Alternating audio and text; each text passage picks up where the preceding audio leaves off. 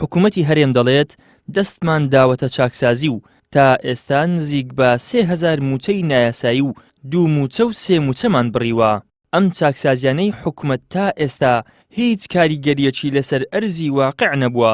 خەڵک هێشتا بەدەست نەبوونی موچە و نەبوونی سوتەمەنی و نەبوونی خزمەتگوزاریە سەرەتاییەکانەوە گیرۆدەن. پەرلەمانتارێکیش دەڵێت ئەوانەی سامانی وڵاتیان بەدەستەوەیە نە ئەمینن نە لێهاتووییان هەیە.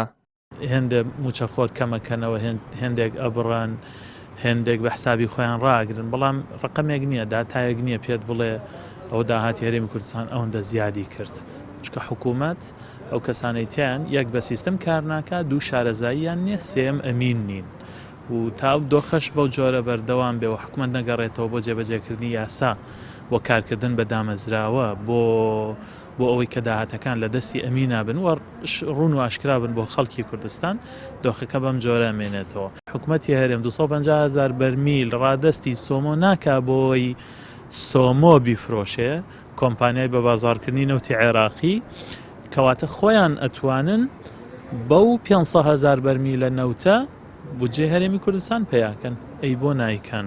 ئابووری ناسێکیش دەڵێت حکوومەت گەر چاکسازی ڕاستەقینەی مەبەست بێت پێویستی بە هاوکاری و یارمەتی و ڕێنمایی هیچ کەسی تر نییە.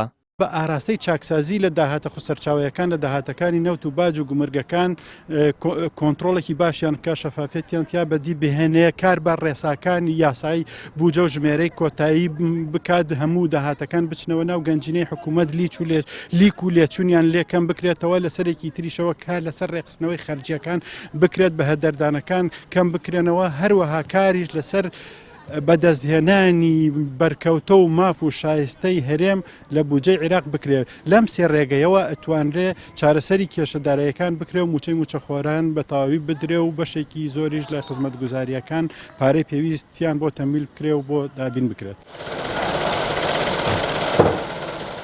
بەپێی بڵاوکراوەکانی حکوومەتی هەرێم تا ئێستا 30,000 موچەی نایاسایی و 2 موچە و 3 موچە براوە. بە بڕوای چاودێرانیش بێت پرۆسەکە هیچ شەفافیەتێکی تیادا نییە بەو پێیەی نەناو نیشان و نەوەزیفەی ئەو کەسانە دیارە کە موچەیان براوە نە ئەو داهاتەشی دەگەڕێتەوە خەزێنەی حکوومەت دیارە و بۆ بەرژەوەندی خەڵک و موچەخۆران بەکارهێنراوە.